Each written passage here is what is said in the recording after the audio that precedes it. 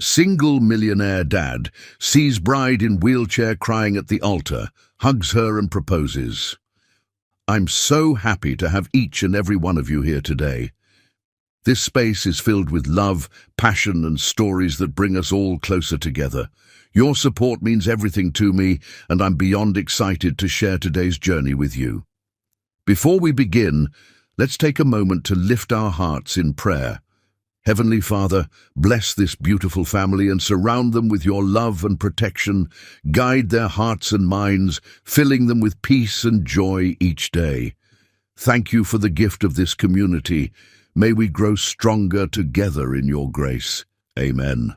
Now let's dive into today's story, and remember, the surprise is coming at the end. Stay tuned and let's share love and positivity together. The morning light filtered through threadbare curtains, casting harsh shadows across the small bedroom Ashley Gardner had called home for the past 12 years. At 18, she should have been excited about graduation, college or whatever. Future lay ahead. Instead, she sat in her wheelchair by the window, watching her cousins laugh in the garden below, a world as inaccessible to her as the moon. Ashley. Her Aunt Meredith's shrill voice echoed up the stairs. Those breakfast dishes won't wash themselves? Ashley sighed, adjusting the worn shawl around her shoulders. Coming, Aunt Meredith, she called back, her voice soft but steady. She maneuvered, her wheelchair with practiced ease, navigating the narrow hallway that her aunt had never bothered to widen, despite the obvious difficulty it presented. The chair had been a reluctant concession when Ashley's condition had progressed to the point where she could no longer stand without pain. The doctors had called it a degenerative spinal condition, something that might have been manageable with proper treatment. But Aunt Meredith had deemed such medical care an unnecessary expense for someone else's burden. Someone else's burden. The phrase had followed Ashley throughout her childhood, a constant reminder that she was unwanted, an obligation thrust upon her aunt when her parents' car skidded off an icy bridge one winter night. At 6 years old, Ashley had lost everything: her loving parents, her comfortable home, and eventually her ability to walk. As she wheeled into the kitchen, Ashley noticed her aunt sitting at the table, unusually still, an envelope clutched. In her manicured hands, her cousins Brianna and Melissa were conspicuously absent, though their breakfast dishes remained scattered across the table. "There you are, finally," Aunt Meredith said, not bothering to look up. "I was beginning to think you'd never come down. I'm sorry. It takes me a little longer in the mornings," Ashley replied, approaching the sink. She rolled up her sleeves, preparing to tackle the mountain of dishes. "Leave those," her aunt said sharply, surprising Ashley. In 12 years, she had never been excused from chores. "We need to talk." A cold dread settled in Ashley's stomach. "Is something wrong?" "Wrong? No." A smile that didn't reach her eyes crossed Aunt Meredith's face. "Actually, I've solved our little problem." Ashley's hands tightened on the armrests of her wheelchair. In her aunt's vocabulary, our little problem had always been Ashley herself. "Today is your 18th birthday," Aunt Meredith continued. Ashley blinked in surprise. She'd almost forgotten. There had never been celebrations, no cakes or presents. After a few years, she'd stopped expecting acknowledgement, which means, her aunt continued, sliding the envelope across the table, "my legal obligation to you is officially over." The words hung in the air like a guillotine blade. Ashley cautiously took the envelope, her fingers trembling slightly as she opened it. Inside was a simple document, a marriage certificate with her name printed neatly beside a man's she didn't recognize. Jackson Reed. I don't understand," she whispered, looking up at her aunt in confusion. "It's quite simple, really." Aunt Meredith's voice was businesslike. "Jackson Reed is looking for a wife. He's willing to take you off my hands. The arrangement is beneficial for everyone." "Beneficial?" Ashley's voice cracked. Aunt Meredith, I don't even know this man. He comes from the Reed family in Westwood. They own that gambling establishment near the highway. Her aunt waved a dismissive hand. He's agreed to the arrangement for $5,000. Quite a bargain considering your condition. The casual cruelty of being sold like an unwanted possession made Ashley's chest tighten. You're selling me. Don't be so dramatic, her aunt scoffed. I'm securing your future. What did you think would happen when you turned 18? That you'd stay here indefinitely, a burden on this family's resources. Who would want to marry a girl in a wheelchair unless there was compensation involved? Each word was a knife, expertly wielded to strike Ashley's deepest insecurities. Despite her best efforts, tears welled in her eyes. Jackson will be here tomorrow to finalize the arrangements, Aunt Meredith continued, rising from the table. The wedding is scheduled for next Saturday. Don't worry about a dress. I've arranged something suitable. Next Saturday? Ashley's voice was barely audible. That's only 10 days away. He was quite eager to expedite matters. A thin smile. I suspect he needs the tax deduction. Left alone in the kitchen, Ashley felt the walls closing in. Her fingers traced the cold metal of her wheelchair's frame, the chair that had become both her prison and her freedom. Outside, she could hear her cousin's laughter floating through the open window, carefree and unconcerned with her fate. For a fleeting moment, Ashley considered refusing, running away, but the reality of her situation crashed down like a physical weight. Where would she go? How would she survive? She had no money, no education beyond high school, and no friends. Outside the restrictive boundaries her aunt had established. That night, in the privacy of her small room, Ashley allowed herself to weep, not just for the future being forced upon her, but for the childhood she'd lost. She pulled out the only photograph she had of her parents, their faces forever frozen in happiness as they held a small, dark-haired girl between them. The girl was standing, her tiny hand trustingly placed in her father's larger one. "What should I do?" she whispered to the photograph, her tears falling onto the protective plastic covering. No answer came, only the distant sound of her aunt's television drifting up the stairs. Over the next week, preparations for the wedding proceeded with cold efficiency. Ashley met Jackson Reed only once before the ceremony. A hurried introduction during which he barely looked at her, his bloodshot, eyes assessing her body with detached interest before nodding his approval to Aunt Meredith. He smelled of whiskey and cigarettes, even at 11 in the morning. The night before the wedding, Ashley sat by her window, staring at the stars scattered across the velvet sky. For years, she had dreamed of escape, of finding someone who would see beyond her wheelchair to the person inside. Now, she was exchanging one prison for another, with no guarantee that the new one would be any less cruel. Yet, as dawn broke on her wedding day, Ashley made a silent promise to herself. This might be the path chosen for her, but she would walk it or wheel it with dignity. Whatever awaited her in Jackson Reed's home, she would face it with the quiet strength that had sustained her through 12 years of her aunt's coldness. What? Ashley couldn't know, as she buttoned the simple white dress her aunt had grudgingly provided, was that fate had different plans. Plans that would begin unfolding in a small church, where a stranger named Raphael Luca would witness her humiliation and, in doing so, change the course of both their lives forever. Chapter 2. The Wedding Day. Humiliation. The small church on Maple Street looked almost pretty in the morning light, its weathered steeple reaching toward a cloudless blue sky. Inside, however, the atmosphere was as cold as a January frost. Ashley sat in her wheelchair at the front of the nearly empty sanctuary, her hands folded tightly in her lap to hide their trembling. The hastily arranged ceremony had attracted few guests, mostly her aunt's friends, who had come out of morbid curiosity rather than celebration. Whispers followed Ashley like shadows as the church organist played a half-hearted rendition of the wedding march. She caught fragments of conversations. Ah, poor crippled thing. And can't imagine why he'd agree to marry her. Aunt Meredith had dressed Ashley in a simple white dress from a second-hand shop, claiming it would be wasteful to spend money on something fancier, given the circumstances. The dress was ill-fitting, hanging loosely from her slender frame. But Ashley had spent the previous night carefully steaming out the wrinkles and adding a ribbon belt to give it some shape. She had even managed to arrange her dark curls into an elegant updo, adorned with small white flowers gathered from her aunt's garden.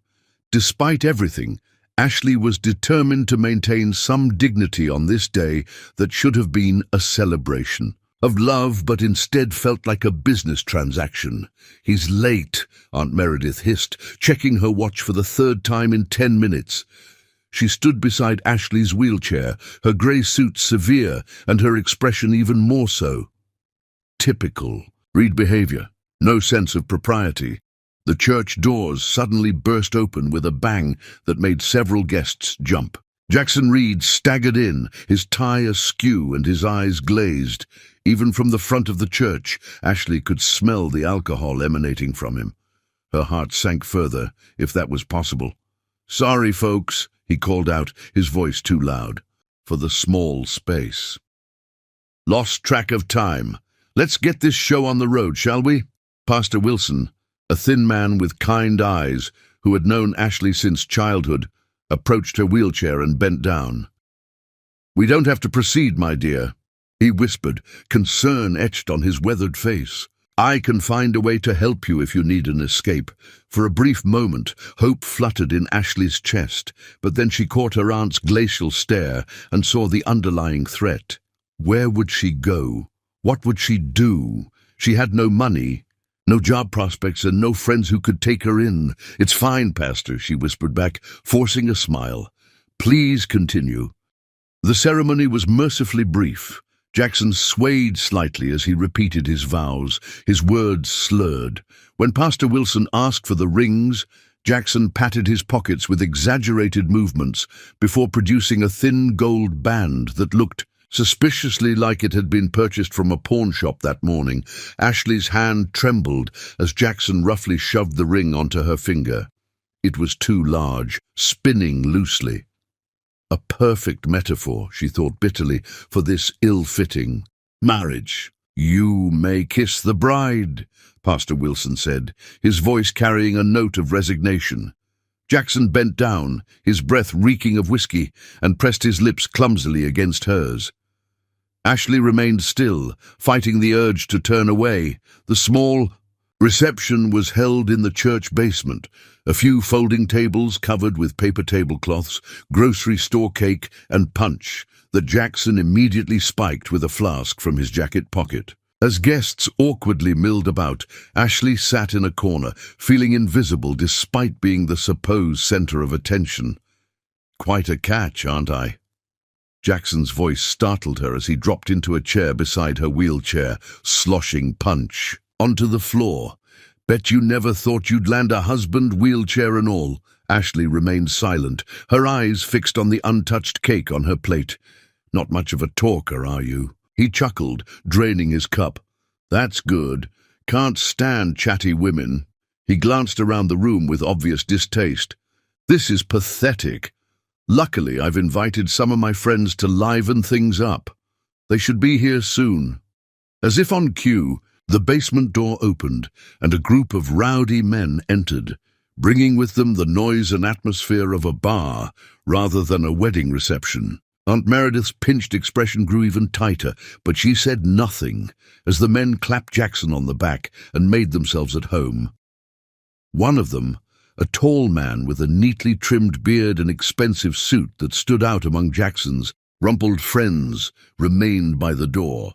Unlike the others, he wasn't laughing or reaching for the punch. Instead, his eyes, a deep blue that reminded Ashley of the ocean in her childhood picture books, surveyed the scene with poorly concealed distaste.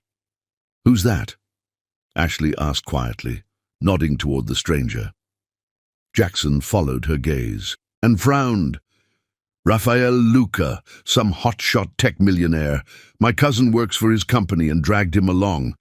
Probably thinks he's too good for us." He stood up suddenly. "I need another drink." As the hours crawled by, the reception deteriorated. Further, Jackson became increasingly intoxicated, his friends matching him drink for drink. The few respectable guests, including Pastor Wilson, made polite excuses and departed, leaving Ashley increasingly isolated in her corner. She was contemplating whether anyone would notice if she slipped out when Jackson's voice rose above the general clamor. "Attention, attention, everyone!" He climbed unsteadily onto a chair, swaying dangerously. "I have an announcement to make." The room quieted, all eyes turning to the drunken groom. Ashley felt a knot of dread form in her stomach. "As you all know," Jackson continued, gesturing wildly with his cup, "I got married today to this lovely—" He paused, looking down at Ashley with a sneer. "Wheelchair-bound bride. But here's the funny part. She wasn't free." A confused murmur rippled through the room. "That's right. Her dear auntie charged me $5,000 to take her off their hands." Jackson laughed uproariously, as though he'd told the most hilarious joke. $5,000 for damaged goods. Ashley felt the blood drain from her face. The humiliation was so complete, so devastating, that for a moment she couldn't breathe. Around her, Jackson's friends erupted in raucous laughter. "But I'm feeling generous today," Jackson continued, raising his cup. "So I'm making an offer, $10,000. That's right, double what I paid. Any takers for my lovely bride?" The room fell into a shocked silence. Even Jackson's drunken friends seemed uncomfortable with this new level of cruelty. From his position by the wall, Raphael Luca stepped forward, his expression thunderous. "That's enough," he said, his voice quiet, but carrying a steely authority that cut through the room. "You're embarrassing yourself and humiliating your wife." Jackson's face contorted with rage. "Who the hell do you think you are, Luca? This is my wedding." "A wedding is supposed to be a celebration of love and commitment," Raphael replied evenly. "Not whatever this is." He gestured around the room. "I think it's time you showed your wife some respect." "Respect?" Jackson spat, climbing down from the chair and approaching Raphael with an unsteady gait. "Why should I respect what I paid for? For all I know, she's been sleeping with men like you behind my back." Before anyone could react, Jackson turned and struck Ashley across the face, the blow nearly knocking her from her wheelchair. "Have you been whoring around with rich boys like Luca?" Ashley's hand flew to her stinging cheek, tears of pain and shock filling her eyes. "I never even met this man before," she cried, her voice breaking. In the stunned silence that followed, Jackson seemed to realize he had crossed a line. He looked around at the horrified faces, then at Ashley's reddening cheek, and something like shame flickered across his features. Without another word, he staggered toward the exit, pausing only to grab a bottle from the refreshment table before slamming the door behind him.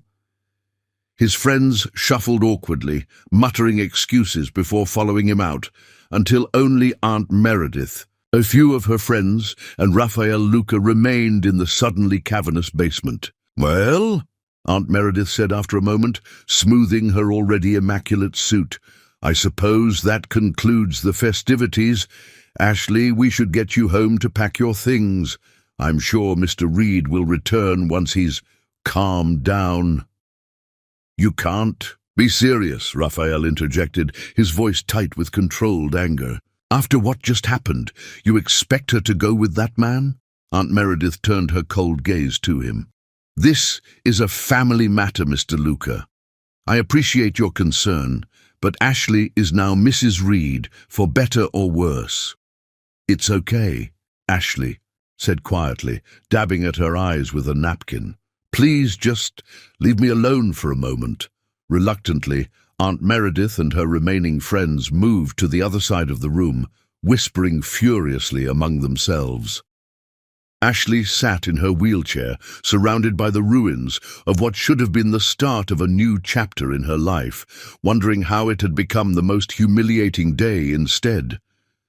She didn't notice Rafael Luca watching her from across the room, his blue eyes filled with a mixture of compassion and quiet determination, or the small boy who had appeared at his side, tugging at his jacket with curious questions about the sad lady in the white dress.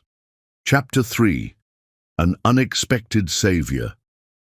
Church basement emptied rapidly after Jackson's dramatic exit. Even Aunt Meredith, after several failed attempts to discuss next steps, had departed with pinched lips and a warning that Ashley shouldn't expect to return to her home.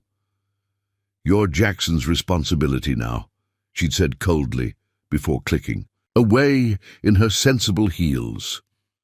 Now, as the afternoon light slanted through the high basement windows, Ashley sat alone in her wheelchair, surrounded by the debris of paper plates and plastic cups. The weight of her situation pressed down on her chest like a physical force. No home, no husband, not that she mourned Jackson's absence, and nowhere to go. The irony of wearing a wedding dress while feeling utterly abandoned wasn't lost on her. "Excuse me," a deep voice said softly. Ashley looked up, hastily wiping away tears she hadn't realized were falling. The well-dressed stranger, Rafael Luca, stood before her, a crisp white handkerchief extended in his hand. In the quieter setting, she noticed details she'd missed before. The fine lines at the corners of his deep blue eyes suggesting both laughter and concern, the carefully trimmed beard framing a strong jawline, the air of quiet confidence that seemed to surround him. "Thank you," she murmured, accepting the handkerchief with trembling fingers. "No one deserves to be treated that way," he said gently, kneeling to meet her at eye level, a gesture so simple yet so profound that Ashley felt fresh tears threatening. Few people bothered to kneel when speaking to her. Most preferred to tower above, reinforcing her physical disadvantage. The setting sun through the stained glass windows cast a kaleidoscope of colors across her tear-stained face, momentarily distracting her from her distress. "It's getting late," she observed, folding the handkerchief carefully. "You don't need to stay. I'm sure you have better places to be than a failed wedding reception." "Actually," Raphael replied, his voice gentle but firm, "I'm exactly where I need to be. When I see someone in trouble, I don't walk away." A small boy, perhaps 6 or 7 years old, appeared from behind a nearby table. He approached cautiously, his curious eyes darting between Ashley and Raphael. "Dad," he whispered loudly, "is the pretty lady okay?" Raphael smiled, beckoning the child closer. "Ashley, this is my son, Liam. Liam, this is Mrs. Gardner." "It's nice to meet you, Liam," Ashley said, summoning a smile despite her circumstances. Children had always been a soft spot for her, perhaps because they tended to see beyond her. Wheelchair with an acceptance adults rarely managed. "Why are you sad?" Liam asked directly, edging closer to her wheelchair. "And why did that mean man yell at you?" "Liam," Raphael admonished gently, "remember what we discussed about personal questions." The unexpected kindness from this small stranger broke through Ashley's carefully maintained composure. A sob escaped her as she accepted the treat with a whispered, "Thank you." Raphael watched the interaction with a mixture of pride and something deeper. "Ms. Gardner," he said after a moment, "I couldn't help but overhear your aunt. Do you have somewhere to go tonight?" Ashley's silence was answer enough. "I have a proposition," he continued carefully. "I own a property outside of town. There's a guest house that's fully accessible. It's yours for as long as you need while you figure out your next steps." Ashley stared at him, searching for the catch. Experience had taught her that offers, too good to be true, usually were. "Why would you help a stranger?" she asked, wariness evident in her voice. Raphael glanced at his son, who was now investigating the abandoned wedding cake with great interest. Because teaching kindness is more important than explaining cruelty, he replied simply. And because I was raised to believe that privilege comes with responsibility, not just to write checks for causes, but to directly help when the opportunity arises. I need time, Ashley whispered, looking up at him with uncertainty etched across her delicate features.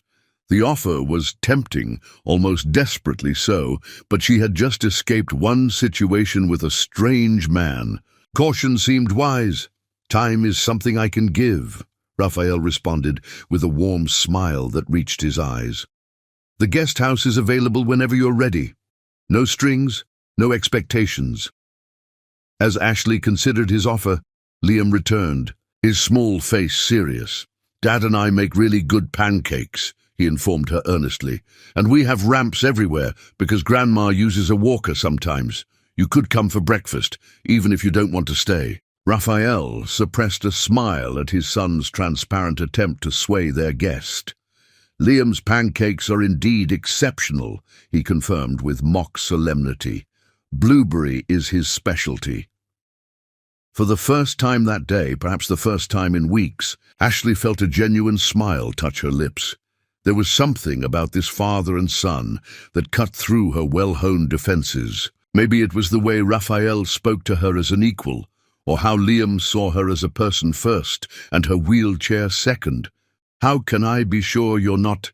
She hesitated, unsure how to phrase her concerns with Liam present. A villain in disguise. Raphael finished for her, understanding evident in his expression. He reached into his jacket and produced a business card, sliding it into her hand. The embossed logo of Luca Technologies was instantly recognizable, one of the largest tech companies in the region. I'm reasonably well known in the community. You're welcome to research me before deciding. And I'll give you my mother's number. She'd be delighted to vouch for me, though she'll probably tell embarrassing childhood stories in the process. The tension in Ashley's shoulders eased fractionally. You've thought of everything. Not everything, he admitted, running a hand through his dark hair. I have no idea how to salvage this day for you or erase what happened. All I can offer is a safe place to land while you regroup. A comfortable silence fell between them, broken only by Liam's quiet humming as he collected discarded napkins and placed them in a nearby trash can, apparently taking it upon himself to clean up. Okay, Ashley finally said, her voice steady, despite her uncertainty. I'll come with you. For tonight, at least. Raphael nodded, careful not to appear too eager or relieved. Do you have belongings you need to collect? Just a small suitcase at my aunt's house, she replied, the reminder of her meager possessions bringing a fresh wave of reality. But I'd rather not go back there now. We can arrange to pick them up tomorrow, Raphael assured her. For tonight we'll manage. As he moved behind her wheelchair, his hands hovering near the handles, he paused. May I? He asked, a simple question that acknowledged her autonomy in a way few had bothered with before. Ashley nodded, surprised and touched by his sensitivity. As Raphael guided her wheelchair out of the church basement, Liam skipping ahead to hold doors open, Ashley felt the weight of stares from the few remaining church staff. But she also felt the protective presence of this stranger who had somehow appeared at her lowest moment. The sunlight outside was blinding after the dim basement, symbolic in a way she wasn't ready to analyze. My car is adapted for wheelchair transport, Raphael mentioned as they approached a sleek black SUV. My mother sometimes stays with us, and mobility has become an issue for her in recent years. The careful way he helped her transfer from wheelchair to vehicle seat, the respectful distance he maintained while ensuring her comfort, these small considerations spoke volumes about the man Raphael Luca was. As they drove away from the church, leaving behind the wreckage of what should have been a new beginning, Ashley gazed out the window at the passing scenery. She had no idea what awaited her at Raphael's home, But for the first time in years, uncertainty felt less like fear and more like possibility. From the front seat, Liam twisted around to look at her, his small face alight with excitement. "We have a dog named Bruno," he informed her solemnly. "He's really big, but super gentle. Dad says he's a marshmallow in a bear costume." Despite everything, Ashley felt a laugh bubble up from somewhere deep inside her, a rusty sound, unpracticed but genuine. In the rearview mirror, she caught Raphael's eyes briefly. The corners crinkled in a smile that somehow promised this day, terrible as it had been, wasn't the end of her story, but perhaps, improbably, the beginning of something entirely new. Chapter 4. A New Beginning. Raphael's estate proved to be a breathtaking property nestled on 10 acres of landscaped grounds outside the city limits. As they drove through wrought-iron gates and up a winding drive bordered with stately oaks, Ashley's stomach tightened with anxiety. This world of wealth and privilege was as foreign to her as another planet. Jackson had called Raphael a tech millionaire, but seeing the reality of his status made her painfully aware of the gulf between them. The main house was a modern architectural marvel of glass and stone, its clean lines somehow complementing rather than competing with the natural landscape. To its right stood a smaller structure with the same elegant design, connected to the main house by a covered walkway. "That's the guest house," Raphael explained, catching her wide-eyed gaze. "My mother designed it when her mobility began declining. She insisted on creating a space where she could maintain her independence when visiting." As the SUV stopped at the entrance, a massive golden retriever bounded toward them, his excited barks filling the air. "Bruno!" Liam squealed, scrambling out of his seatbelt. "Dad, can I take him to the backyard while you help Miss Gardner?" "Good idea," Raphael agreed, watching fondly as his son and dog raced around the circular driveway. Turning to Ashley, he added, "Bruno is enthusiastic but well-trained.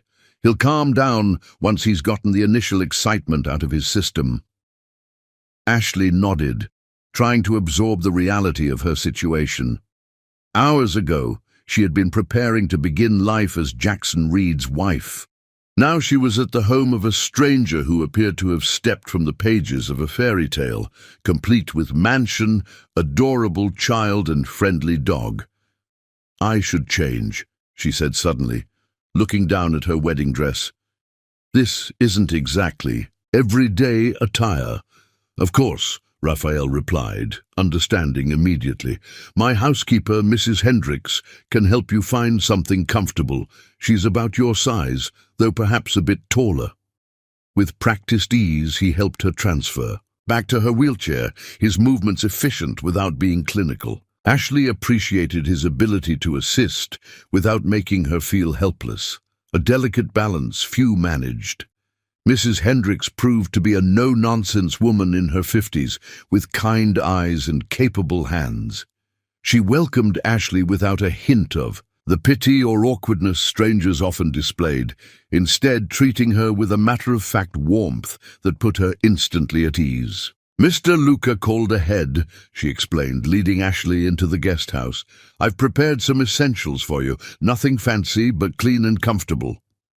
The guest house exceeded every expectation. Designed with accessibility in mind, it featured wide doorways, smooth transitions between rooms, and a layout that allowed for easy navigation by wheelchair. The furnishings were elegant yet practical, with surfaces at varied heights and carefully placed grab bars that somehow looked like design elements rather than medical necessities. "The bathroom is fully equipped," Mrs. Hendricks pointed out, showing Ashley the roll-in shower with a built-in bench, the raised toilet with stylish handrails, and the lowered sink. "And I've laid out toiletries, pajamas, and a change of clothes." In the bedroom, overwhelmed by the thoughtfulness, Ashley felt tears threatening again. "Thank you," she managed, her voice thick with emotion. "This is more than I could have imagined." Mrs. Hendricks patted her shoulder gently. Get cleaned up, dear. I'll have dinner ready in the main house whenever you're feeling up to it. No pressure, though. I can bring a tray here if you'd prefer. Left alone, Ashley took advantage of the luxurious bathroom, shedding her wedding dress with a mixture of relief and melancholy. Under the rainfall shower, she allowed herself to cry one last time, for the childhood she'd lost, for the betrayal of being sold by her aunt, for the humiliation of being abandoned at the altar. Then, as the hot water sluiced away her tears, she made a silent vow. This was the beginning of something new. No more being a victim. Dressed in borrowed yoga pants and a soft sweater, her damp curls framing her face, Ashley felt more like herself than she had in weeks. She explored the guest house, marveling at details she hadn't initially noticed. The shelves within easy reach, the specially designed kitchen with lowered countertops and pull-out workspace, the cozy reading nook with a view of what appeared to be a Japanese-inspired garden. A knock at the door interrupted her exploration. "Coming!" she called, wheeling across the smooth hardwood floor. Raphael stood outside, having changed from his suit into casual clothes, jeans and a navy sweater that brought out the blue of his eyes. "I hope I'm not disturbing you," he said. "Not at all," she assured him, suddenly aware of her borrowed clothes and bare face. "I was just admiring your guest house. It's remarkable." "My mother is a formidable advocate for accessible design," he explained with a smile. "She insisted that accessibility could be beautiful rather than clinical. I'm glad it meets with your approval." A comfortable silence fell between them, interrupted by the distant sound of Liam's laughter from somewhere in the garden. "Mrs. Hendricks mentioned dinner," Raphael continued. "It's nothing formal, just pasta with her famous garlic bread. Liam is exceedingly hopeful that you'll join us, but I understand if you'd prefer to rest."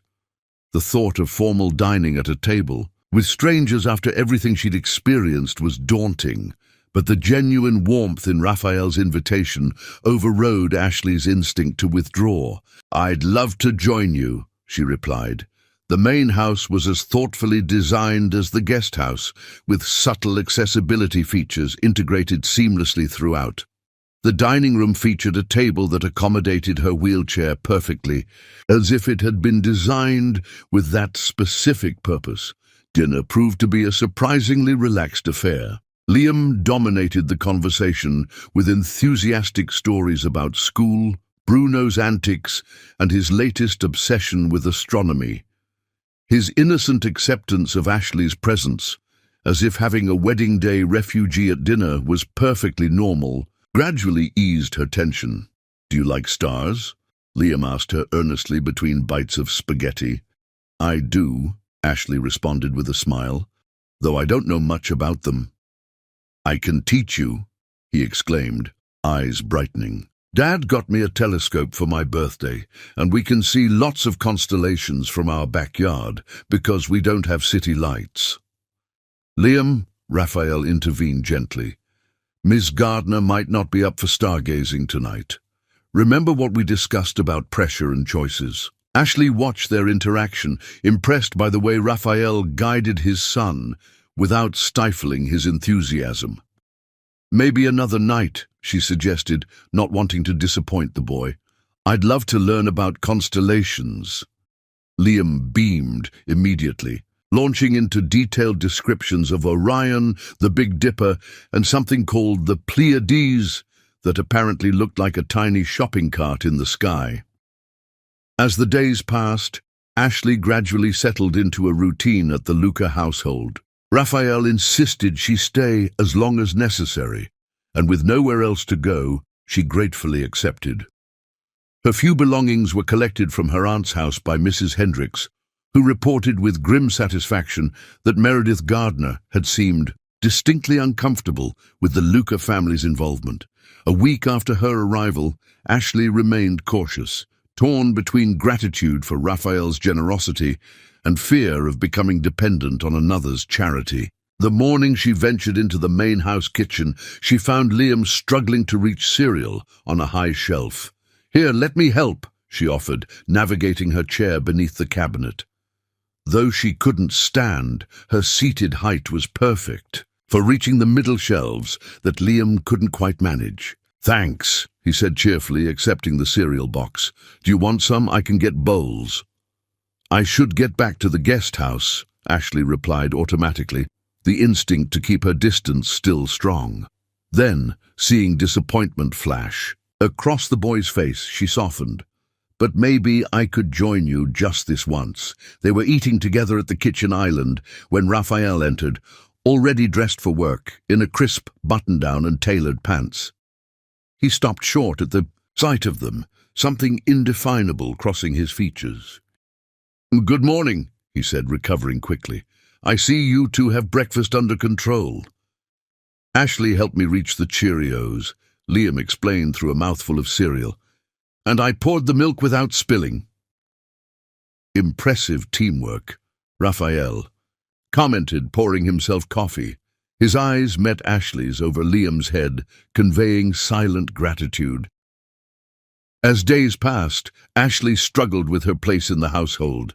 Was she a guest, a charity case, something more?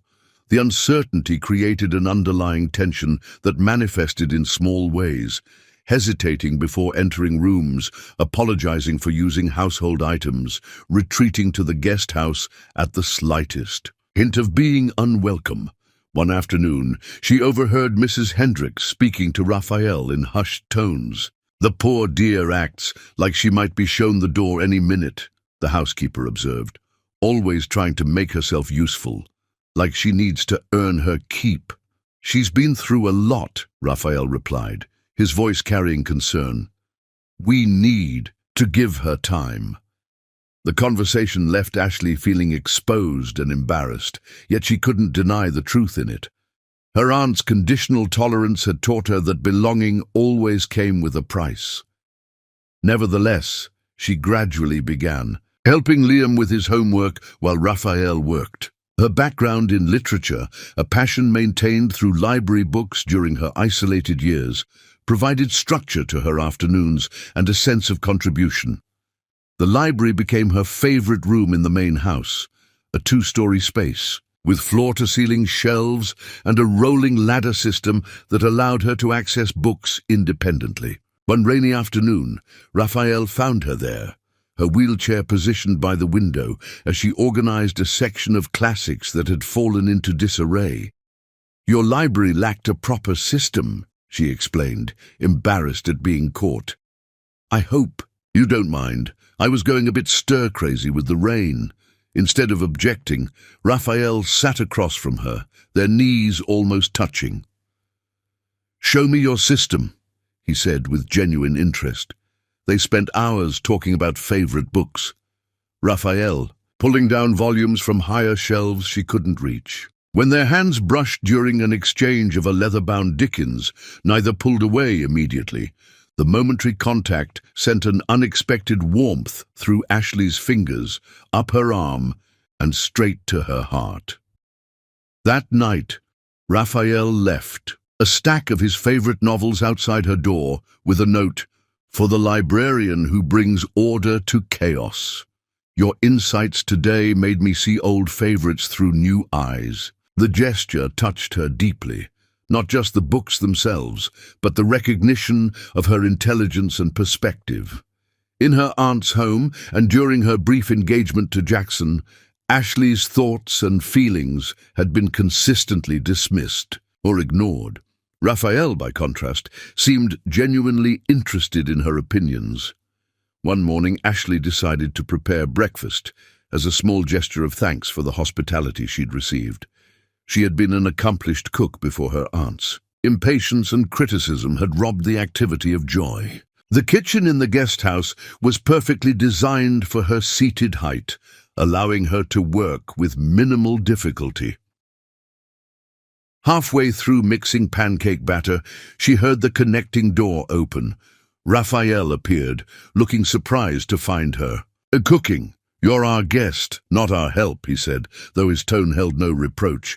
"Contributing makes me feel like I belong somewhere, even temporarily," she replied, focusing on the batter to avoid his gaze. The word temporarily hung between them, neither willing to acknowledge how permanent her presence already felt in their lives. Raphael was silent for a moment, then rolled up his sleeves. "In that case," he said lightly, "may I assist the chef? Liam claims my blueberry to pancake ratio is scientifically perfect." Side by side they worked, moving around the kitchen in a dance that felt surprisingly natural. When Liam joined them, still pajama-clad and sleepy-eyed, his delight at finding both adults preparing breakfast created a moment of domestic harmony that none of them acknowledged, but all felt deeply. As they ate together, morning sunlight streaming through the windows and conversation flowing easily, Ashley caught herself thinking dangerous thoughts about belonging, about family, about the possibility of happiness she'd never dared imagine. She tamped down the feelings quickly. This arrangement was temporary, she reminded herself firmly, a safe harbor, not a permanent home. Yet watching Raphael help Liam with his napkin, laughing at the boy's syrup-covered chin, she couldn't quite silence the small voice inside that whispered, "What if?" Chapter 5. Falling. 3 weeks into her stay at the Luca estate, a registered letter arrived addressed to Ashley. She recognized the law firm's name embossed on the envelope, the same firm that had handled her parents' estate after their deaths. With trembling fingers, she opened it to find divorce papers from Jackson Reed, citing irreconcilable differences. A brief note from the attorney explained that Mr. Reed was waiving any claims to marital property and requesting no contact. "Are you okay?" Raphael asked, finding Ashley staring at the documents in the garden. "Jackson wants a divorce," she explained, surprised by her own lack of emotion. "The man who abandoned me at the altar now wants legal closure." Raphael sat beside her, careful to give her space. "Is that upsetting?" "It's liberating," she replied after consideration. "The last legal tie to my old life, severed. I just never expected him to be the one to initiate it." The incident provided unexpected closure to a chapter Ashley had tried to forget. With Jackson legally removed from her future, she established a new routine. Mornings were spent in the guest house, working on freelance editing jobs Raphael had connected her with. Afternoons involved helping Liam with homework, followed by dinner with the Luca family. Though the arrangement felt increasingly natural, Ashley reminded herself daily of its temporary nature. On a bright Tuesday afternoon, Raphael was working from his home office when a crash from the kitchen shattered the quiet. He immediately recognized the sound of metal hitting tile, Ashley's wheelchair. He found her on the floor beside her overturned chair, attempting to clean a spilled pitcher of lemonade. The yellow liquid spread across the white tiles, creating a hazard that had likely caused her fall. "Ashley!" Raphael rushed forward, his heart constricting at the sight of her vulnerability, despite her evident determination to handle the situation herself. "I'm fine," she insisted, though her trembling hands betrayed her. "Just clumsy. The pitcher slipped, and when I tried to catch it—" She gestured helplessly at the wet floor and her position. Without hesitation, Raphael knelt beside her. "Let me help," he said softly, his voice gentle but firm. "I'm not a child," she whispered, embarrassment coloring her cheeks. "I've taken care of myself for years." "There's strength in accepting help," he replied, gently sliding one arm under her knees and another around her shoulders. As he lifted her, her arms instinctively wrapped around his neck, bringing their faces unexpectedly close.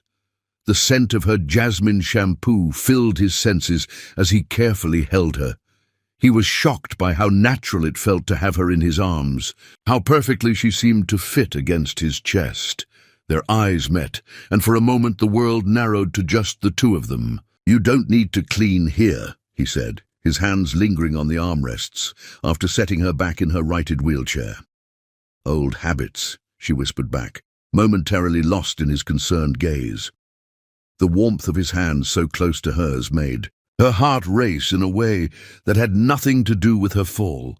Raphael gently brushed a strand of hair from her face, his fingertips grazing her cheek. "You're beautiful," he said suddenly, then looked surprised at his own admission. A charged silence filled the space between them, broken only when Bruno padded into the kitchen, his nails clicking on the tile as he investigated the spilled lemonade. That evening, Raphael called a family meeting in the living room. Liam perched on the sofa arm, while Ashley positioned her wheelchair across from them. "I have something important to discuss," Raphael began, his expression serious. "Ashley, this house is your home for as long as you want it, but please, no more housework. You're family now, not staff." The word family brought tears to her eyes, a concept so foreign yet desperately missed. She opened her mouth to protest, but Liam interrupted. "Does this mean Ashley's staying forever?" he asked, hope evident in his voice. Raphael glanced at Ashley, his expression softening. "That's entirely up to Ashley, but she has a place here for as long as she wishes." The genuine sincerity in his voice rendered Ashley momentarily speechless. No one had ever offered her unconditional belonging before. Later that week, Ashley noticed specialized equipment appearing around the house, additional ramps, lower shelves in the pantry, and modified kitchen tools, all thoughtfully installed to make her life easier. When she found Raphael supervising the installation of a wheelchair-accessible garden path, complete with raised flower beds she could tend, from her seated position she wheeled over to him. "Why are you doing all this?" she asked, genuinely puzzled by the extent of his consideration. "Because your mobility challenges don't define what you can enjoy," he answered, taking her hand in his calloused one. "And because I enjoy watching you discover new freedoms." That evening, they watched the sunset from the new garden path, her wheelchair beside his bench, their hands occasionally brushing as they pointed out colorful clouds. Neither mentioned how perfectly their fingers would intertwine if they just admitted what they both were beginning to feel. As twilight deepened, Raphael turned to face her directly. "Ashley, I need to ask you something," he said, his voice serious. "Are you truly safe here?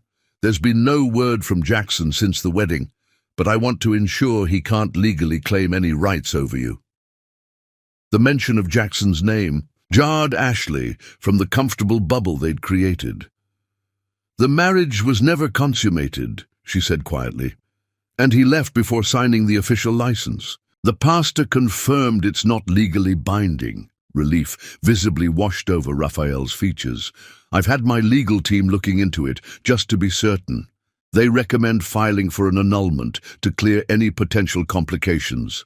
The practical conversation should have broken the spell of the evening, but somehow it only strengthened the connection between them. Raphael's concern for her well-being, his attention to details that affected her future security, these were expressions of care far more meaningful than grand romantic gestures. As stars began appearing overhead, Liam called from the house that his bedtime story was waiting. Raphael stood, stretching slightly, then paused behind Ashley's wheelchair. "May I?" he asked, his hands hovering near the handles. Her quiet yes contained multitudes, permission to push her chair, but perhaps something more. As they moved together through the garden toward the warmly lit house, Ashley realized with startling clarity that she was falling for this man whose thoughtfulness manifested in both grand gestures and small considerations. The realization terrified and exhilarated her in equal measure. What she couldn't know was that Raphael, watching her profile in the gentle glow of the garden lights, was experiencing the same revelation about his feelings for the brave, resilient woman who had unexpectedly transformed his life and his son's in just a few short weeks. Chapter 6. The sun's question as autumn painted the landscape in fiery hues. The rhythm of life at the Luca estate settled into a comfortable pattern. Ashley had been there for nearly 2 months, And while she still occupied the guest house, she spent most of her waking hours in the main house with Raphael and Liam. Her freelance editing work had grown steadily, giving her a sense of independence she cherished. The transformation in the household was subtle but undeniable. Laughter, once rare in the years following Sophia's death, now echoed through rooms that had held too much silence. Meals became lingering affairs filled with conversation, rather than efficient necessities. Even Bruno seemed more animated, dividing his loyalty between Liam and Ashley with enthusiastic impartiality. One crisp Saturday, Raphael found Ashley and Liam in the backyard, his son riding his bike in wide circles around Ashley's wheelchair. As she called out encouraging words, the sight made him pause by the kitchen window, coffee mug suspended halfway to his lips. There was something so right about the scene, something that filled a hollow space in his chest he'd grown accustomed to ignoring. Later that day, rain clouds gathered, bringing an early dusk. Liam, ever resourceful, declared it perfect weather for an indoor adventure. "Can we build a fort?" he asked, eyes bright with anticipation. "Please, Dad. Ashley's never built one before." "Is that true?" Raphael asked, turning to Ashley with exaggerated disbelief. "A childhood without blanket forts?" She smiled, though a shadow flickered across her features. "My aunt wasn't exactly the fort-building type." That was all the confirmation Liam needed. "Then we have to make the best fort ever," he declared, already dragging cushions from the sofa. What followed was an hour of chaotic construction as dining chairs, bed sheets, sofa cushions, and string lights were repurposed into a sprawling structure that took over half the living room. Ashley directed operations from her wheelchair, suggesting structural improvements with an architect's precision, while Liam and Raphael executed her vision. "This is engineering genius," Raphael proclaimed, securing a sheet corner to a bookshelf with a clothespin. "MIT will be calling you with a job offer any day now." Ashley laughed, the sound warming Raphael in ways the autumn chill had begun to penetrate. "I think my resume is missing a few key qualifications." "Nonsense," he replied, meeting her eyes across the half-built fort. "You're the most qualified person I know for—" He paused, suddenly aware of how much meaning hung in the unfinished sentence. "For fort construction supervision," she supplied, her cheeks coloring slightly. "Among other things," he agreed softly. The completed fort was a masterpiece of childhood imagination, a tunnel of sheets illuminated by string lights, furnished with pillows and blankets, with sections tall enough for Raphael to sit comfortably, and pathways wide enough for Ashley's wheelchair. At Liam's insistence, they brought snacks inside and settled in for an impromptu picnic dinner. "This is much better than eating at the table," Liam declared, munching on a peanut butter sandwich cut into triangles. "We should do this every night." "I think Mrs. Hendricks might have something to say about that," Raphael chuckled, his shoulder brushing against Ashley's as they sat side by side, propped against cushions. The casual contact sent a current of awareness through both of them, though neither acknowledged it. As evening deepened, Liam retrieved his favorite storybook from his room, presenting it to Ashley with solemn ceremony. "Will you read to us?" he asked. "Dad does the voices, but you're really good at reading." Ashley accepted the book, touched by the compliment. Outside their fabric shelter, rain pattered gently against the windows as she began reading the tale of a brave knight and his quest to save a kingdom. Liam snuggled between them, his head occasionally nodding as sleep tugged at him. By the story's end, Liam's eyes were heavy-lidded, his responses to the narrative reduced to mumbles. "Time for bed, champion fort builder," Raphael said softly, gathering his son into his arms. "Can Ashley tuck me in?" Liam asked sleepily, his arms automatically winding around his father's neck. Raphael glanced at Ashley, who nodded with a smile. "I'd be honored," she said. In Liam's bedroom, a wonderland of space-themed decor, Raphael set his son on the bed while Ashley wheeled alongside. Together they enacted the bedtime ritual, teeth brushing supervised, pajamas located and changed, into stuffed astronaut properly positioned for sleep duty, as Ashley tucked the blankets around Liam. Smoothing them with gentle hands, the boy looked up at her with uncharacteristic seriousness. "Ashley," he said, his voice small but clear, "will you be my mom?" The question hung in the air like suspended crystal, beautiful, fragile, and potentially shattering if mishandled. Raphael, who had been passing by with a cup of tea for Ashley, stopped in the doorway, his heart in his throat. Ashley, speechless, saw the raw hope in the boy's face. Instead of answering directly, she gently asked, "Would you tell me about your mother, Liam?" Raphael stepped in, setting the tea on the nightstand before sitting on the edge of the bed. His fingers unconsciously found Ashley's on the quilt, intertwining with hers as he began speaking. "Your mother was named Sophia," he said softly, addressing Liam but aware of Ashley beside him. She had curly hair like Ashley's, but it was red, like autumn leaves. She loved to paint and sing, though she wasn't very good at the singing part. This last comment brought a small smile to Liam's face, suggesting it was a familiar story. "She was so excited when she found out you were coming," Raphael continued, his voice gentle but steady. "She painted your nursery with planets and stars, because she said you would reach for them someday." Liam nodded solemnly. "But she got sick when I was born," he added, showing he knew his own history. "There were complications," Raphael confirmed, his thumb unconsciously tracing circles on Ashley's hand. "The doctors tried everything, but her heart gave out when you were just 2 days old. She held you, though. She got to tell you she loved you." The simple statement carried such weight that Ashley felt tears prickling behind her eyes. The loss this man and child had experienced was profound, yet here they were, still open to connection, still capable of reaching out. "I've seen pictures, but I never knew the love of a mother," Liam said simply, his gaze shifting between Raphael and Ashley. "And Dad has been alone for so long. He smiles different when you're here." Raphael glanced at Ashley, unable to deny his son's observation. The moonlight streaming through the window illuminated her profile, and he found himself mesmerized by the gentle strength in her expression. Recognizing their shared loss, Ashley maneuvered her wheelchair closer to the bed, leaned forward, and embraced Liam tightly, tears streaming down her face. "Family isn't always blood," she whispered, her eyes meeting Raphael's over the boy's head.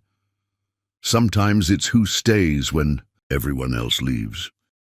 Liam's arms tightened around her neck, his small body relaxing with the certainty that his question, while not directly answered, had been understood and honored.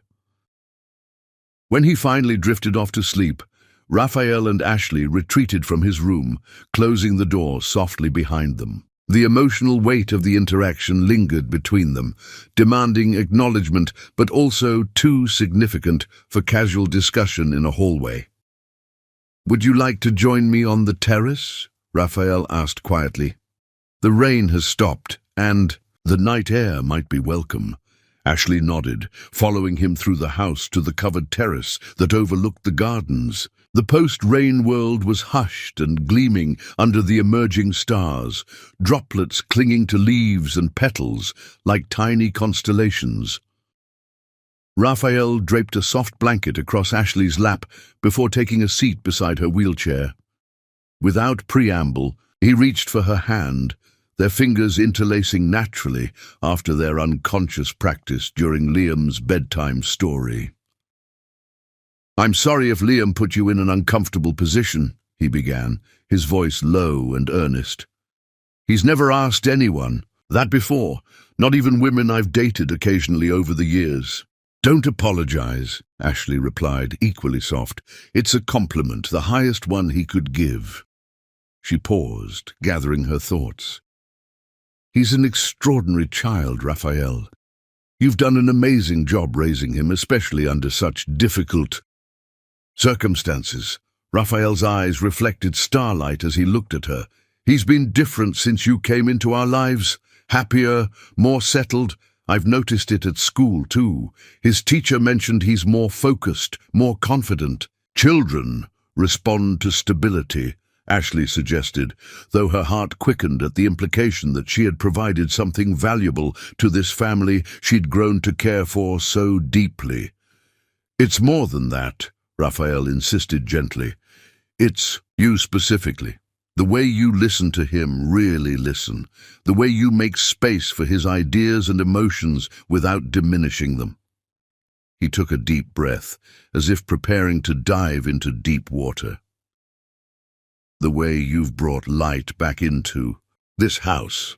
They sat in understanding silence, fingers entwined, neither ready to speak all the emotions that swirled between them, yet neither willing to let go. The night wrapped around them like a protective cloak, giving shelter to feelings too new and precious for full exposure. Finally, Ashley spoke, her voice barely above a whisper. I should have died in that car accident with my parents. For years, I wondered why I survived when they didn't. What purpose could possibly be worth the pain of being the one left behind? She turned to face Raphael directly. Sitting here tonight, I think I'm beginning to understand. The simple statement contained multitudes, an acknowledgement of the connection forming between them, a recognition of the healing they'd each found in unexpected places, a tentative step toward possibilities neither had dared imagine months earlier. Raphael lifted their joined hands and pressed a gentle kiss to her knuckles, the gesture conveying what words might have made too tangible, too soon. Stay, he said simply, not just in the guest house, stay in our lives. Under the vast canvas of stars, Ashley's heart expanded with emotions long dormant. I'd like that, she replied, her voice steady despite the tremulous hope unfurling within her. I'd like that very much. Chapter 7. Healing Begins. The night after Liam's profound question lingered between Ashley and Raphael, like a bridge neither was quite ready to cross fully, yet something had undeniably shifted. Their morning routine carried a new awareness. Small glances held longer. Casual touches seemed more deliberate. When their fingers brushed over the coffee pot, neither pulled away with the haste of previous weeks. After Liam left for school, Raphael found Ashley on the patio, her wheelchair, positioned to catch the morning sun as she worked on her laptop. Working already? He asked, settling into the chair beside her. Just finishing an edit, she replied, closing her computer. One of your referrals, a mystery novel that's actually quite good. Raphael nodded, but his expression suggested other matters occupied his thoughts. Ashley, there's something I'd like to discuss with you. Her stomach tightened instinctively. Despite months in his home, years of conditioning had left her expecting the worst when people used that tone. It's about your health, he continued, apparently not noticing her tension. I've been thinking about what you mentioned when you first arrived. About your condition. My disability, she clarified, her fingers automatically moving to rest. On the wheels of her chair, yes. Raphael leaned forward, his elbows on his knees, bringing him closer to her eye level. You mentioned that early intervention might have made a difference, but your aunt refused to pursue treatment. Ashley nodded slowly. The doctors said there were surgical options when I was younger, but Aunt Meredith considered it a waste of money. By the time I was old enough to advocate for myself, my condition had progressed significantly. That night, after Liam was asleep, Raphael and Ashley talked for hours on the patio under starlight, her wheelchair positioned beside his lounger, their hands occasionally brushing as they gestured while sharing stories. The garden lights cast a soft glow that softened their features, creating an intimate bubble around them. For the first time, she opened up about her disability, the progressive degeneration that had begun with pain and weakness at age 12 and culminated in her full dependence on the wheelchair by 16. "I've never been to a specialist," she admitted, looking down at her unresponsive legs. "My aunt called it a waste of money on damaged goods." Raphael's jaw tightened, his face showing controlled anger at her neglect. He moved from his seat to kneel before her wheelchair, taking both her hands in his. The position made them eye to eye, an equality she rarely experienced with others who usually stood above her. "You are not damaged," he said with such conviction that Ashley's breath caught. "You're the strongest person I've ever met." His thumb traced patterns on her palm as he asked, "Would you consider seeing someone now?" The vulnerability in his eyes matched her own. "I'm afraid," she whispered, "of hope, of disappointment." "You won't be alone this time," he promised. And the way he looked at her made her believe him. A week later, Ashley found herself in the office of Dr. Elena Vargas, one of the country's leading neurosurgeons specializing in spinal conditions. The sleek medical center was a far cry from the county clinic where Ashley had received her initial diagnosis years ago. "Mr. Luca has briefed me on your situation," Dr. Vargas said without preamble, her direct manner somehow reassuring rather than intimidating. "But I'd like to hear your history from you, Ms. Gardner." As Ashley recounted her medical journey, the early symptoms, the diagnosis, the years of deterioration without intervention, she felt Raphael's steady presence beside her, his hand occasionally covering hers when her voice faltered. When the first doctor patronizingly spoke to Raphael instead of Ashley about her condition, Raphael immediately redirected the conversation. "She's the patient, not me," he said firmly, his hand supportive on her shoulder. What followed was a battery of tests, scans, and evaluations spread over several weeks. Each appointment meant time away from work for Raphael, yet he never complained, rearranging his schedule without comment and accompanying her to every consultation. "You don't have to come to all of these," Ashley protested after the third appointment in a week. "You have a company to run." "The company will survive without me for a few hours," he replied simply. "This is important." The day Dr. Vargas scheduled to discuss their findings, Ashley's anxiety reached new heights. She barely spoke during the drive to the medical center, her fingers twisting nervously in her lap. Sensing her distress, Raphael pulled into a scenic overlook part-way to the appointment. "Whatever we learn today," he said, turning to face her. "Fully, it doesn't change who you are to me, to us. You know that, right?" Ashley nodded, though the reassurance only partly eased the knot in her stomach. The possibility of hope after so many years of resignation was almost more frightening than continuing as she was. Dr. Vargas's office was minimalist, but comfortable, with none of the sterile coldness Ashley associated with medical settings. The surgeon herself sat behind a desk covered with scans and reports, her expression giving nothing away. "Ms. Gardner," she began, "I've reviewed your tests with my team, and I have some news that might surprise you." She paused, making eye contact with Ashley before continuing. "Your condition is not as irreversible as you were led to believe." The words hung in the air like suspended particles of light. Ashley felt Raphael's hand tighten around hers, but she couldn't take her eyes off Dr. Vargas. "What exactly does that mean?" she asked, her voice barely audible. "It means," Dr. Vargas replied, turning her computer screen to show them a series of images, "that with a combination of surgical interventions and intensive physical therapy, you could potentially regain significant mobility. I can't promise you'll run marathons, but walking, even without assistive devices for short distances, is a realistic goal." Ashley's vision blurred as tears filled her eyes. That's not possible," she whispered. "I was told the damage was permanent." "Medical science has advanced considerably in recent years," Dr. Vargas explained, "and frankly, it appears your original diagnosis was incomplete. The care you received was—" She hesitated, choosing her words carefully. "Not the standard that would be expected today."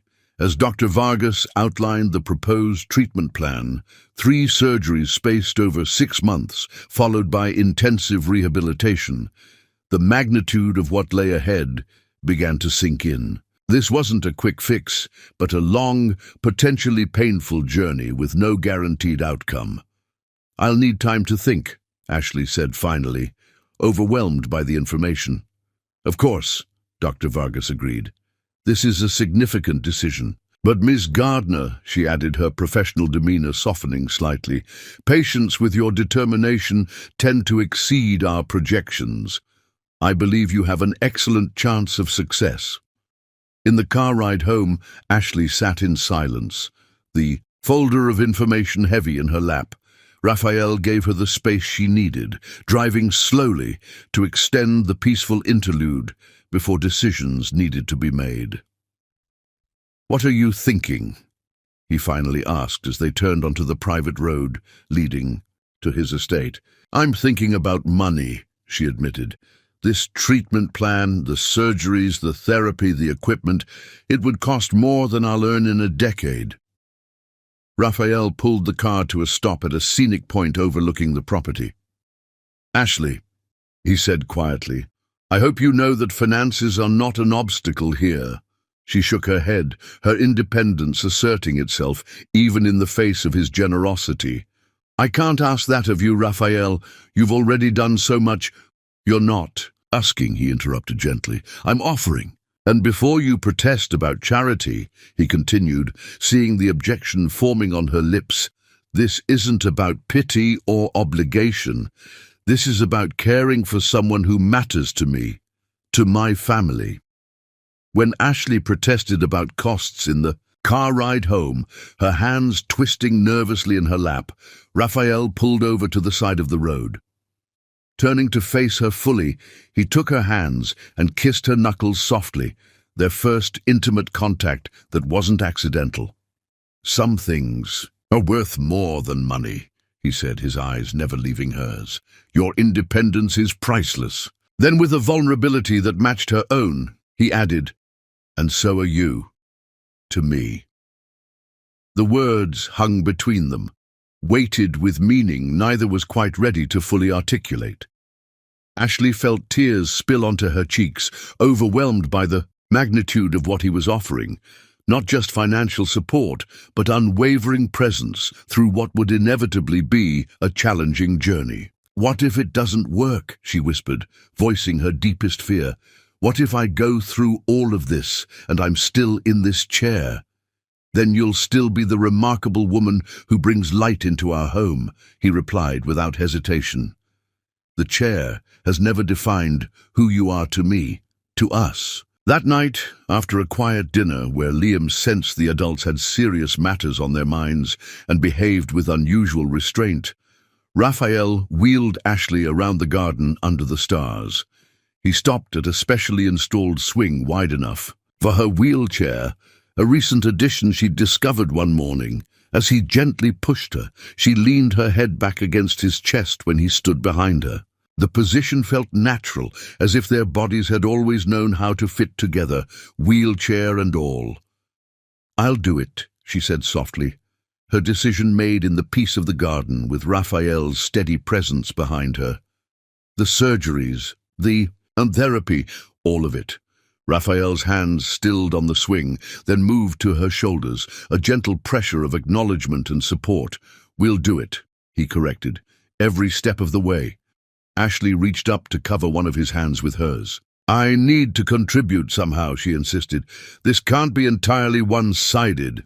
Raphael moved around to face her, kneeling on the garden path to bring them eye to eye once more. In the moonlight, his expression was solemn, yet tender. "If it means so much to you, we'll work something out.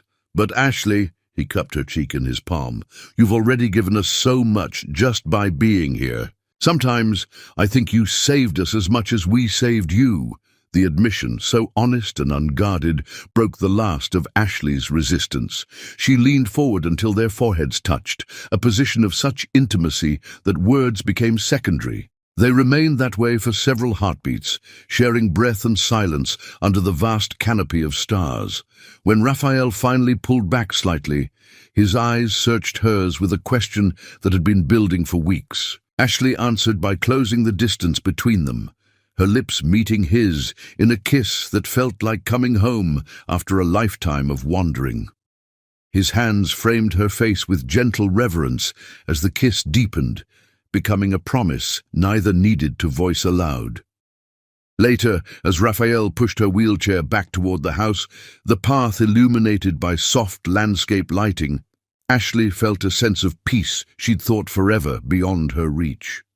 Whatever the surgeries might bring, success, partial improvement, or continuation of her current state, she now faced the future with something she'd never truly had before: hope and the certainty that she wouldn't face it alone. Chapter 8. The journey to standing the next months transformed the Luca household into what Liam called Operation Ashley Walks. The first surgery, a complex procedure to release contractures and realign Ashley's spine, had been scheduled for early December, giving them 6 weeks to prepare. Raphael converted a downstairs study into a recovery room, installing a hospital-grade bed and necessary equipment while ensuring the space remained warm and inviting. Mrs. Hendricks stocked the freezer with homemade meals, and Liam appointed himself Chief Entertainment Officer, creating a basket of books, puzzles, and games for Ashley's recovery period. The morning of the surgery arrived with a crystalline winter frost coating the landscape. As Raphael helped Ashley into the car, her face pale with barely concealed anxiety, he pressed a small box into her hand. "What's this?" she asked, surprised by the unexpected gift. "Open it," he encouraged, starting the car. Inside, she found a delicate silver bracelet with a single charm, a tiny pair of wings. "For courage," Raphael explained, fastening it around her wrist. "Not that you need more of it." The 12-hour surgery was the longest day of Raphael's life. He paced the waiting room, fielded Liam's anxious phone calls from school, and channeled his nervous energy into answering work emails until his battery died. When Dr. Vargas finally emerged, her face showed the fatigue of extended concentration. "She did remarkably well," the surgeon reported. "Better than expected, actually. Her underlying bone structure is strong, which gives us a solid foundation for the next phases." During the first difficult night after surgery, when pain medications weren't enough, Raphael climbed carefully onto the narrow hospital bed and held Ashley against his chest. "Tell me about your favorite place," he whispered against her hair, trying to distract her. They talked until sunrise about imaginary seaside cottages and mountain retreats they would someday visit together, the future tense in their conversation, an unspoken promise. The recovery was grueling. Ashley, accustomed to independence despite her wheelchair, struggled with the temporary increase in dependence. Simple tasks became monumental challenges, and pain was a constant companion. Yet through it all, her determination never wavered. Raphael never left her side, rearranging his work schedule to attend every appointment, sometimes working from a laptop beside her bed. He learned to change her bandages with gentle hands and mastered the art of hospital coffee runs. "Don't you have a company to run?" she asked one morning, finding him asleep in the uncomfortable hospital chair, his hand still holding hers. "I have the right priorities," he answered simply, pressing a kiss to her palm. At home between surgeries, their relationship deepened. He would carry her to the sofa for movie nights with Liam, her body fitting perfectly against his chest. Sometimes he would keep her in his lap rather than transferring her to the couch, their closeness no longer requiring excuses. The second surgery in February focused on nerve regeneration, followed by the third in April addressing muscle reconstruction. Each procedure brought its own challenges, but also incremental improvements that the medical team noted with growing optimism.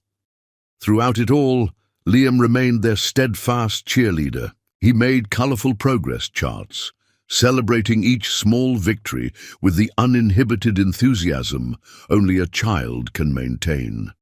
His unconditional acceptance of Ashley's struggles and triumphs created a foundation of normalcy in what could have been an overwhelming medical odyssey. "Ms. Hensley says you're the bravest person she knows," Liam reported one evening, referring to his teacher. "I told her you were even braver than she thinks, because she doesn't see you doing your exercises." When they hurt really bad, the simple observation brought tears to Ashley's eyes. She'd tried so hard to shield Liam from the difficult aspects of her recovery, not realizing how perceptive children could be. By early summer, the surgeries were complete, and physical therapy became Ashley's full-time occupation. The guest house was equipped with specialized equipment, and a therapist named Marcus visited daily, his no-nonsense approach perfectly matched to Ashley's determination. "You're going to hate me today," he would announce cheerfully at the beginning of each session, "but you'll thank me in 6 months." The first time Ashley stood between the parallel bars, holding her own weight for just 30 seconds, the achievement felt monumental. Raphael recorded the moment on his phone, his voice thick with emotion as he encouraged her. That evening, they celebrated with a special dinner. Liam proudly presenting a cake he'd helped Mrs. Hendricks bake, decorated with wobbly icing letters spelling "Stood Up." When Ashley took her first assisted steps in physical therapy, clutching the parallel bars with white knuckles, she looked up to find Raphael watching with tears in his eyes. The therapist discreetly moved away, giving them privacy as Raphael moved to stand before her. "Come to me," he encouraged softly, standing just out of reach, arms extended. "I'll catch you if you fall, but you won't fall." When she managed 3 shaky steps before collapsing into his arms, they both cried, his arms holding her upright as she buried her face in his neck. That night, as he carried her from her wheelchair to the garden swing, he confessed something she never expected. "Seeing your determination has healed parts of me I thought would stay broken forever. You've brought life back to this house, to me." In the privacy of twilight, he gently kissed her forehead, then the tip of her nose, and finally deeply her lips, a statement more than a question. Her answer was to draw him closer, wheelchair forgotten, as they finally acknowledged what had been growing between them for months. Summer passed in a blur of therapy sessions, small victories, and deepening intimacy. Ashley progressed from standing frames to walkers, from walkers to crutches, each transition marked by private celebrations with Raphael and exuberant recognition from Liam. The predicted timeline was surpassed repeatedly, Dr. Vargas noting with satisfaction that Ashley's progress was exceptional. What she lacks in initial physical conditioning, she makes up for in sheer willpower, the surgeon observed during a checkup, and having such support at home makes a significant difference. By early autumn, 1 year after Ashley had first come into their lives, she could walk short distances with only a cane. The transformation wasn't just physical. The confident woman who navigated the garden paths with careful steps bore little resemblance to the broken bride who'd been abandoned at the altar. One evening, after a particularly successful therapy session, Raphael found Ashley attempting to climb the stairs to the 2nd floor, something she hadn't yet been cleared to try. "What are you doing?" he asked, alarm evident in his voice as he hurried to her side. "I want to see the view from upstairs," she replied, determination evident in her grip on the banister. "I've lived here for a year and never seen the upper floor." Instead of arguing, Raphael simply stood beside her, one arm hovering behind her back. "One step at a time," he said quietly. "I'm right here," Together they ascended, each step a small victory, until they reached the landing where large windows overlooked the estate. The autumn sunset painted the landscape in golds and ambers, a breathtaking panorama that Ashley absorbed in silent appreciation. "Worth the climb?" Raphael asked, his arm now firmly around her waist. "Worth everything," she replied, and they both knew she wasn't just referring to the view. Chapter 9. Unspoken Feelings. As Ashley mastered walking with a cane, her increasing independence revealed new complexities in her relationship with Raphael. No longer defined by her need for his assistance, they navigated unfamiliar territory. Their bond, forged through medical crises and daily intimacies, now faced the question neither dared to articulate. What were they to each other when caregiver and patient roles no longer defined them? "You're making remarkable progress," Dr. Vargas noted during Ashley's 6-month assessment. "At this rate, you might need only minimal assistance within the year." On the drive home, Raphael was unusually quiet, his knuckles white on the steering wheel. "Isn't this what we hoped for?" Ashley asked, sensing his tension. "Of course," he replied too quickly. "It's wonderful news." Yet his smile didn't reach his eyes, and Ashley recognized a truth she'd been avoiding. Her increasing independence meant she no longer needed to stay. The foundation of their arrangement, her need for his support, was crumbling beneath the success of her treatment. One crisp October morning, Raphael surprised Ashley by wheeling her to the estate's private pond. He had converted a small rowboat with special stabilizers and a seat designed for her comfort. "I thought you might like to see the water lilies up close," he explained, carefully lifting her from the wheelchair into the boat. As they drifted across the water, his rowing creating gentle ripples around them, he pointed out colorful fish beneath the surface.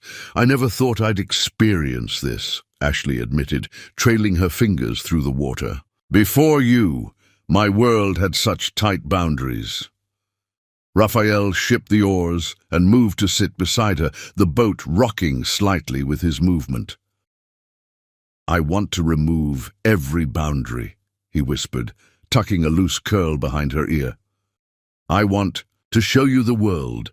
His kiss tasted of promise and possibility, the gentle sway of the boat matching the rhythm of their hearts.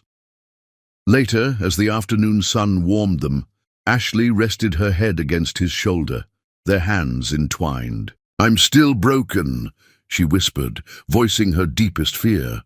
Raphael tilted her chin up to meet his gaze. "We all are," he said. "That's how the light gets in."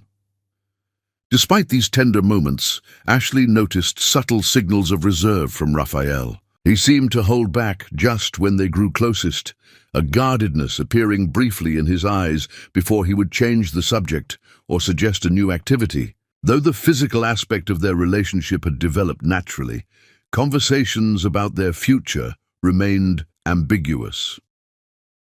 One evening, during a dinner celebration for her progress, Liam announced with typical childhood directness, "Dad stares at you when you're not looking, Ashley, just like in my storybooks when the prince loves the princess."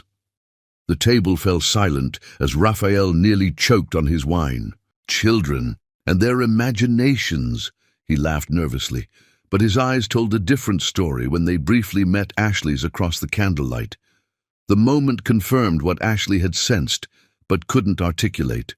Raphael's feelings ran deep, but something held him back from expressing them fully. While Liam excused himself to prepare for bed, the adults remained at the table, an expectant silence between them.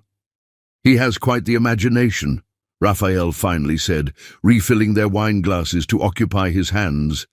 "Children often see what adults try to hide," Ashley replied carefully, watching his reaction. Raphael's eyes met hers, a vulnerability there she rarely witnessed. "Sophia's death changed me," he admitted quietly. "When you love someone completely and lose them suddenly, it alters how you view risk." Understanding dawned as pieces fell into place. His hesitation wasn't lack of feeling, but fear of loss. Before she could respond, Mrs. Hendricks entered to clear the dishes, the moment passing like a cloud shadow across the landscape. A breakthrough came unexpectedly through Raphael's mother, Eleanor, whose monthly visit coincided with this period of transition. The elegant older woman had become something of a surrogate mother to Ashley, offering the unconditional affection she'd never received from her aunt. During dinner, Eleanor observed how Raphael watched Ashley demonstrating her improved mobility. To Liam, "You look at her the same way you used to look at Sophia," Eleanor commented later when she and Ashley were alone in the garden. With wonder and terror in equal measure, Ashley nearly dropped her teacup. "He's never spoken much about Sophia, because losing her nearly destroyed him," Eleanor said gently. "Not just losing his wife, but watching helplessly as medicine failed her. For months after, he researched experimental treatments, convinced there must have been something more to try." The revelation illuminated Raphael's devotion to Ashley's treatment in a different light. His involvement wasn't just kindness, it was redemption, a second chance to succeed where he had once failed. Later, Ashley overheard Eleanor in Raphael's study. "That girl loves you and my grandson," she was saying firmly. "Don't let fear keep you from happiness a second time." "It's not that simple," Raphael replied, his voice strained. "What if her progress plateaus? What if she resents me when the limitations become permanent?" "Is that what you're afraid of?" Eleanor challenged. "Or are you afraid that once she's strong enough, she won't need you anymore?" The truth of the observation resonated with what Ashley had begun to suspect. Raphael's restraint wasn't noble sacrifice, but self-preservation, born from the devastating loss he'd experienced with Sophia. That night, after a physical therapy session that left her exhausted, Raphael found Ashley trying to transfer herself from her wheelchair to the bathtub. "Let me help," he offered, his voice gentle. "This isn't how romance is supposed to be," she said, frustrated tears welling. "You shouldn't have to help me bathe." Raphael knelt before her wheelchair. "This is exactly how love is supposed to be," he corrected her, "supporting each other through everything." He pressed soft kisses to her knuckles. "Your wheelchair doesn't diminish how I feel about you. Nothing could." The admission hung between them, not quite a declaration, but more than casual reassurance. Ashley studied his face, seeing the conflict there, desire to move forward warring with fear of loss. "What are you afraid of, Raphael?" she asked directly, tired of the dance they'd been performing. He looked startled, then resigned. "Losing you," he admitted, the simple truth finally spoken. "Loving someone means giving them the power to devastate you. I survived it once. I'm not sure I could again. So instead, you keep us in this beautiful limbo," Ashley observed, stroking his cheek. "Close enough to care deeply, but with an escape route carefully maintained." Later, wrapped in a fluffy robe, she sat on the balcony while Raphael combed, her wet hair, his fingers occasionally massaging her scalp. The intimacy of the moment, domestic and profound, made words unnecessary. When she tilted her head back to look at him, he leaned down to kiss her upside down, both laughing at the awkward angle, yet unwilling to break the connection. "I love you, Raphael," she said suddenly, the words emerging with a clarity that surprised even her. "Not because you rescued me, or funded my surgeries, or built me accessible spaces. I love you because of who you are, how you parent Liam, how you treat Mrs. Hendricks, how you look at the world." Raphael's hands stilled in her hair, his expression a complex mixture of joy and fear. "You don't have to say it back," she continued, softly. "But I needed you to know. I've spent too much of my life not expressing what matters." Instead of responding verbally, Raphael moved around the chair to face her directly. Kneeling before her, as he had so many times, the position that had become symbolic of their unique connection. He took her hands in his. "I've loved you since the blanket fort," he confessed, his voice barely above a whisper. "Maybe even before that. But loving you terrifies me, Ashley. Not because of your physical challenges, but because losing you would be like losing the sun after years of darkness." The admission, so honest in its vulnerability, broke through the final barrier between them. Ashley leaned forward, pressing her forehead against his. "Life comes with no guarantees," she whispered. "But hiding from love doesn't protect us from loss. It just ensures we lose what might have been." As the autumn moon rose over the estate, Raphael and Ashley remained on the balcony, their conversation moving from fears to hopes, from past wounds to future possibilities. No definitive plans were made, no grand declarations beyond what had already been shared, but something fundamental had shifted. The unspoken had finally been spoken, creating space for whatever might come next. Chapter 10. A proposal of equals on. The one-year anniversary of what should have been her wedding day to Jackson, Ashley awoke to find a handwritten note slipped under her door. In Raphael's elegant script it read simply, "Meet me in the garden at sunset, wear something that makes you happy." The day passed in a haze of anticipation. Liam was suspiciously absent, whisked away to his grandmother's for what Mrs. Hendricks vaguely termed a special project. The household staff moved with an air of suppressed excitement, exchanging knowing looks whenever Ashley entered a room. As twilight approached, Ashley dressed carefully in a knee-length blue dress that complemented her eyes and brought out the highlights in her dark curls. Her progress with walking had been remarkable, but for longer distances she still relied on her wheelchair. Tonight, she decided to embrace both aspects of her journey.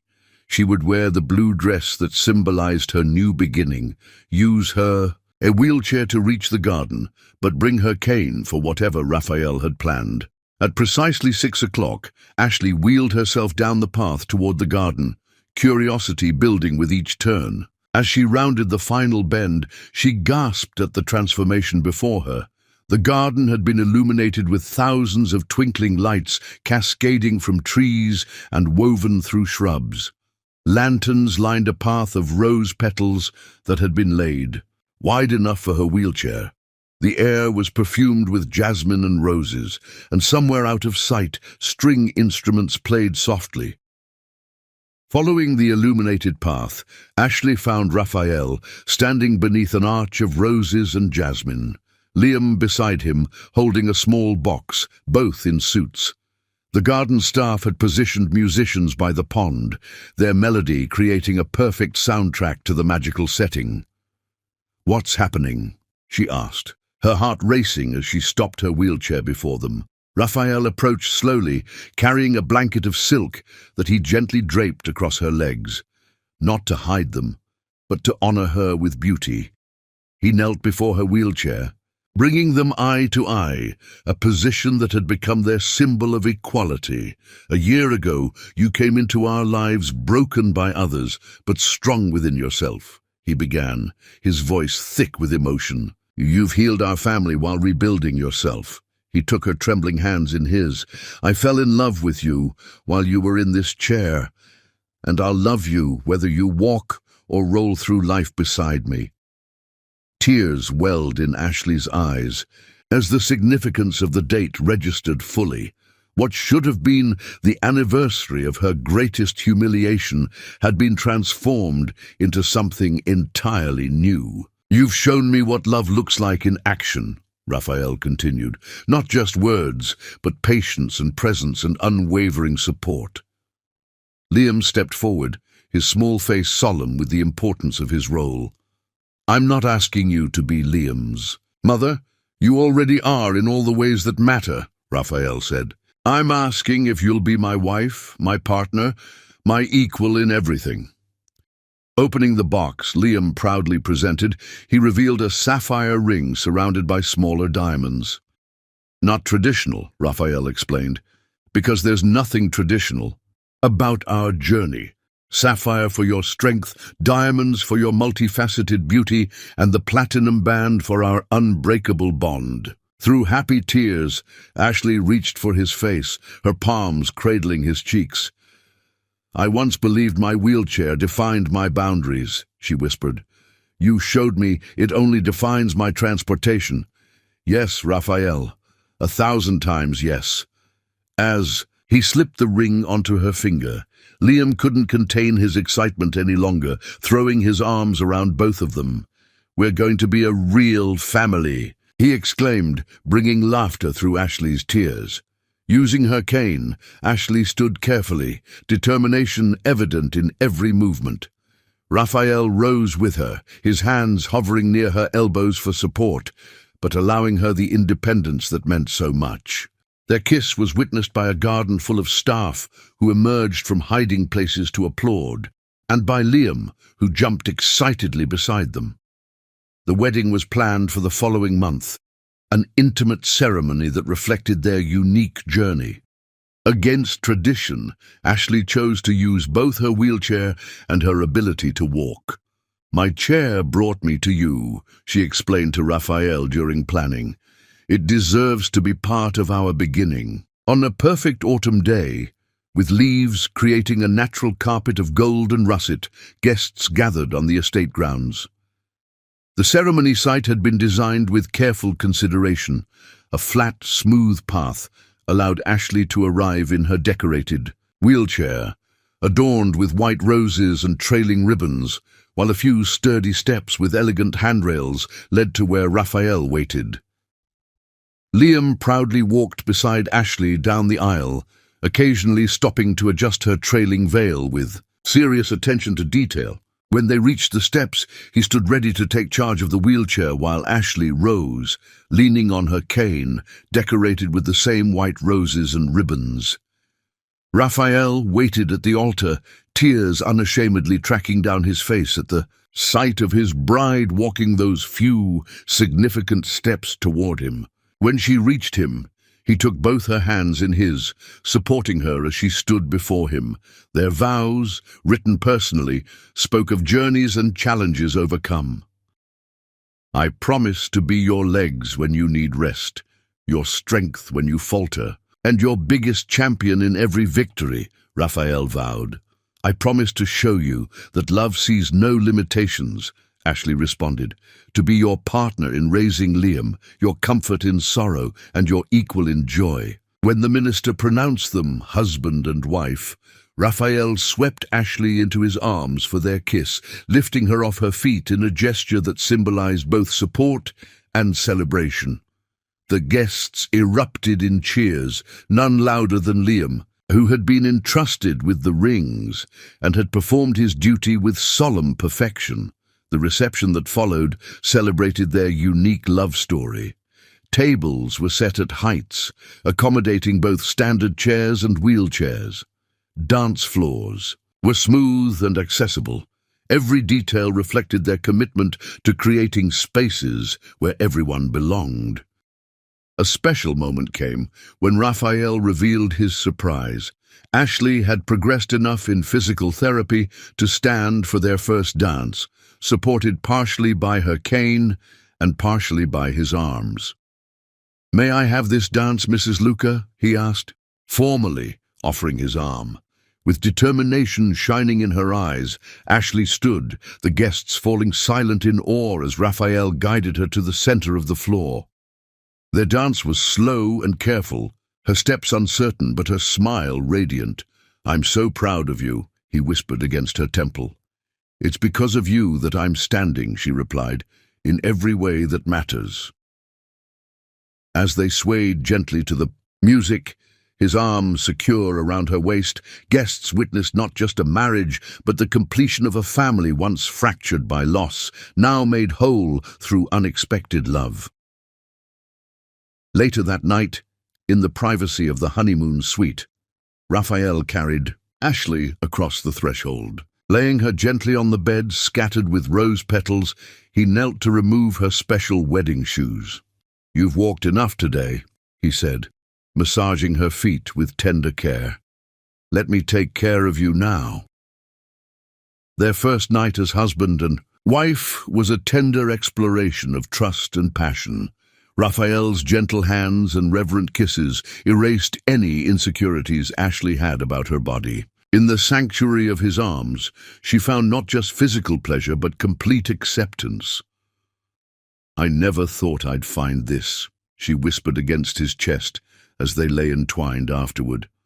"A love that sees beyond limitations." "Our story was written in the stars long before we met," Raphael replied, his fingers tracing patterns on her bare shoulder. "Some people search their whole lives for what we found in our brokenness."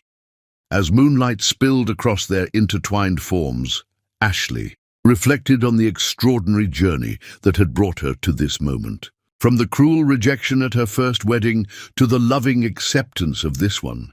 From the boundaries of her wheelchair to the new freedom of movement, from isolation to belonging. Every step, both literal and figurative, had led her home. In Raphael's arms, with Liam sleeping peacefully down the hall, she had found not just a family, but a future where limitations were acknowledged but never allowed to define what was possible. Their love story, unusual in its beginning but extraordinary in its unfolding, proved that sometimes the most beautiful journeys begin with a broken path. 1 month after the wedding, an unexpected letter arrived from Aunt Meredith.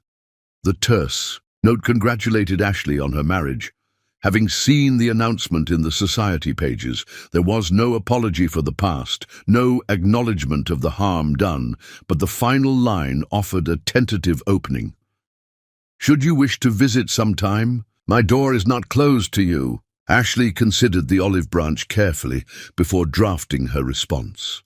"Thank you for your note," she wrote. "While I'm not ready for a visit, I am open to correspondence.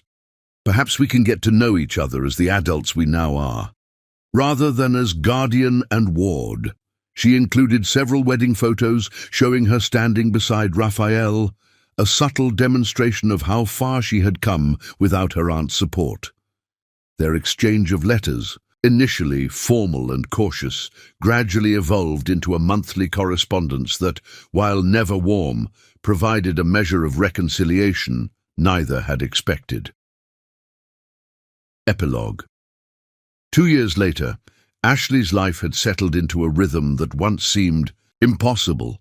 Her physical therapy continued, though less intensively, and she had published her first children's book, a story about a girl in a wheelchair who discovers she can fly in her dreams. The book, illustrated by Liam with surprising talent, had found a small but appreciative audience. On a perfect spring afternoon, she stood unaided at the edge of the estate's pond, watching Raphael teach Liam to row the boat they had once shared. During their courtship, her cane rested nearby, still necessary for longer walks, but increasingly unused in daily activities.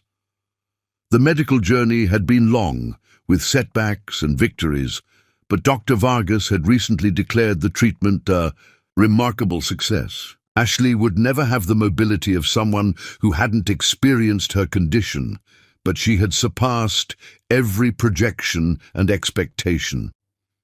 As she watched her husband and son on the water, their laughter carrying across the surface, Ashley's hand drifted to her slightly rounded stomach, their newest blessing, still months from arrival, but already deeply loved. Life wasn't perfect. Some days her legs refused to cooperate, sending her back to the wheelchair she still kept nearby. Some nights, pain from old injuries and new healing woke her.